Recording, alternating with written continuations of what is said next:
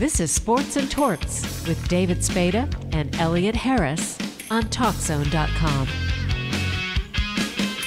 Welcome back. I'm Elliott Harris, and on the phone is David Spada in court on a DUI. Right, David? Exactly. I was trying to talk to the last guest, and I was talking to myself like usual, and no one was responding. Well, it's not the first time you've talked to yourself. It won't be the last. Exactly. Also, when I start hearing voices, I'm in trouble. Well, I don't know how to help you out with that.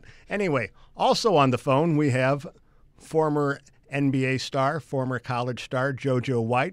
Played at Kansas, as I recall all too well, many years ago, and also for the Boston Celtics, primarily. A couple other stops along the way, but I think most people remember JoJo as a Boston Celtic guard. How are you, JoJo? I'm doing absolutely fantastic. Now, I'm old enough to remember when you were in college, and I went to Missouri. I remember Kansas coming to Brewer Fieldhouse. I remember JoJo White. They weren't exactly jump shots. You'd get on the tips of your toes, and from about 25 feet out, you just put in basket after basket. Well, you jump as high as you need to jump. Okay. and then I remember, thank God Ted Owens is the coach at Kansas. Otherwise, JoJo White would be scoring about 30 points a game. He just had you running the offense pretty much. Pretty much. What was it like in college when you played the double overtime throw against UTEP, which was Texas Western back then? I still say my foot wasn't on the out-of-bounds line, but be neither here nor there. My experience at the college level was fantastic. I enjoyed all 4 years at the University of Kansas. Now, how did a guy from St. Louis end up in Lawrence, Kansas? Well, it was the next township after Kansas City. Once you got out of Lawrence, and I didn't know anything about the University of Kansas. It was really the last school that I visited and fell in love with it. I fell in love with this running back that was there named Gale Sayers. You were there on a recruiting trip when? Oh, yeah. During the football season when Gale was still. Yes. Okay. And for me, I mean, he was a phenomenal athlete. For me, I was intrigued with his ability to play that game. Could he play basketball at all or just football? I don't think he was a basketball player, but he was a tremendous athlete and a football player. Okay, so you go from the Jayhawks to being a first-round pick by the Boston Celtics. What goes through your head when that happens? Well, I thought I had died and went to heaven. I mean, you get the opportunity. I followed these guys at the franchise for a number of years, and my thinking was like everybody else: is there anybody that's going to ever beat this team? And they were great for a lot of years. They won 11 championships in 13 years, so they had to have been doing something right. So I was in awe and excited for the fact that I got drafted by them. But when you get drafted, Bill Russell announces retirement. You're kind of like, what are you doing to me, Bill? Yeah, I did ask that question. He told me later on as I got a chance to talk with him, he said, had I known you were as good as you were, I wouldn't have retired. Well, you were a 7-time All-Star. You would have thought he might have had a clue. He does know something about. He might have had a clue, but hey, everything you might think doesn't always turn out that way. And you played with Dave Collins and you have Paul Silas and John Havlicek. I mean, was there someone who basically helped you become a better player out of those three, or all of someone them. else? Every last one of them. The organization. I mean, Red Auerbach was probably the most gifted leader that you could ask anybody to be, and he was certainly tuned in and sound in terms of basketball, and passed all of that on to the guys that he brought in the draft. So did Red Auerbach teach you how to smoke cigars at all? Well, no, but that was, once we saw a cigar light up, we knew that we were headed or had a chance to win it, because he didn't fire up unless he had the game in the bag. Was Red a fiery coach, or was he more laid back? He was both. He was a psychologist, so to speak. I mean, he'd say things to put the edge back on the players, to make you feel like you're running, even though he was running it. He gave you the okay to think about or throw things out there on the floor that can go towards positive energy out on the floor. Now, you guys with the Celtics won the 1976 NBA title, and you were the MVP. Well, What's that feeling like? It's an awesome feeling that your peers, vote you in for being the most outstanding player in a series. And fortunate, during that time, you play up to, a higher level that you even didn't know you could play up to. But that's maturing in the game itself as you go. If you continue to work, how good you can become in a position. And so I was a guy who was running the club, so learning how to run the club and utilize all those talents that played alongside me. Who gave you the toughest time at point guard? What defender? Oh, it was a lot of them. Clyde Frazier, Oscar Robinson, Jerry West. I could go on and on. It was so many great players, in the league during the era that I played in. And some were, when I came in, were on their way. Hal Greer, Lenny Wilkins, all those guys. Maravich. I got a chance to play against all of these great players.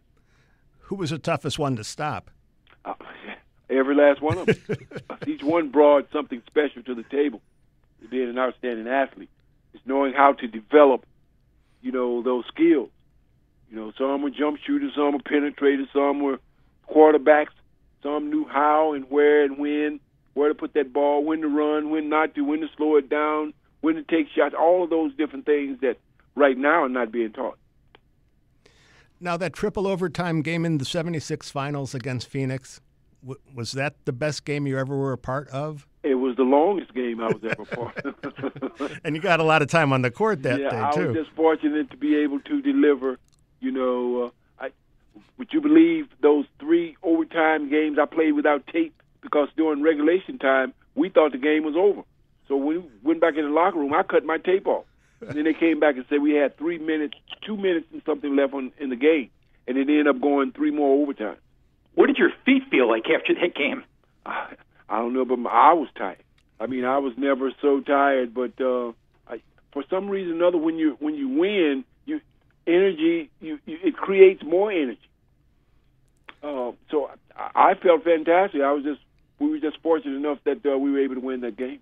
Yeah, but you played 60 minutes and you only had 33 points. Well, you do what you have to do. You do what you have to do. So fortunately, even though I played a lot of minutes, conditioning and all the training that was going through allowed me to be able to do that. What do you think about Phil Jackson when people say he was a better coach than Red Auerbach? He got it's just somebody's opinion. Everybody's got their own opinion. You see, it's not always in the championships. It's how you were able to reach and develop, the talent and consistently develop and put together. A lot of organizations can put players together, but it's not that many can put teams together. And knowing how to fit the talents together is something that not everybody can do. Now, you also played on the 1968 U.S. Olympic basketball team in Mexico City. What was that experience like? It was absolutely fantastic. I played against a number of outstanding college and players who were Spencer Haywood, who was out of high school, the youngest player I've ever played with, and found out he was a phenomenal athlete. This is the first time I've ever seen a player that size play with his head up over the rim, in basketball. So playing with him was a delight. Do you kind of feel bad that Julius Erving didn't go right to the NBA, that he went to the ABA, because he might have been even better in the NBA? Well, we're kind of glad he spent a little time in the ABA before he came to the NBA, because he was a phenomenal talent. Having your uniform number 10 retired as a Celtic, what was that experience like? Well, you feel honored that an organization feel, that much about what you've brought to their organization, that they retire your name and hang your jersey up in the facility that you played in. So I was honored to be one of so many great ones that have played with the Celtics. Sam Jones, Bill Russell, Havlicek. Havlicek perhaps was the best I've ever played with on the floor. And so all these players that jerseys are retired in the Boston Celtics were phenomenal phenomenal athletes for long periods of time. What do you think of today's game with these players? Do you think they play the game as hard as you guys did back then? I don't think they're in the system long enough to, play it as hard as we play. I mean, the rules are different than they were when we played. An athlete had to go 4 years of college. Now it's down to 1 year of college. And they're trying to fight to get 2 years of college. I mean, what suffers is the game. You see, so to be in, to be able to learn all the nuances, of the game, you have to go through a period of time to be able to pick all that up. It's more than just going out being able to hopefully shoot the ball in the basket. It's more to the game than that. And once upon a time, when you were in college, they had freshmen ineligible. They had their own freshman team. Yeah, you had to play 1 year of freshman ball before you moved up on the varsity. So what do you think? What do you think? What's going on with the Celtics this year? Well, I think we're going to be just fine. There's still some opportunities out there. Some player trades and that type of thing. And plus, we had a pretty solid nucleus of players, in our roster as we speak. So I'm excited about our roster and hope that we can add some to it. Ever wish you could be back on the court, point guard for the Celtics? Every day. You're still close to the organization, though. I worked in the front office. What's going on with the Celtics here? I'm hearing they're looking to trade Rondo for Chris Paul. I mean, I don't get it. Rondo does it up. You might hear a lot of this and that. I mean, that's just going around because of the nature of the game right now. I mean, everybody's talking about moving somebody, but that's, you might hear anything out there right now. But Rondo is an all-around player. He's kind of like old school, whereas Paul's more one of these. I kind of think of him as like a punk kid, whereas Rondo just gets it done. Well, I mean, it all depends on the talent that you surround them with. Both Chris Paul are outstanding point guards, and they're very rare in the league right now. So you might hear a lot of things, but until it's done, it's just rumor. Jo White, we want to thank you for being on Sports and Torts. Continued success. I appreciate you having me on. Good luck to the Celtics, except for maybe when they play the Chicago Bulls. I thank you so much for having me on. All righty. That was Jo White, the 7-time NBA All-Star, a terrific ball player, a very terrific human being as well. David Spada, good luck in court. Thanks, Elliott, and I can't wait to hear that interview we did yesterday with Scott Drew. It was fabulous. Coming up shortly, Baylor basketball coach Scott Drew. Stay tuned. This is Sports and Torts.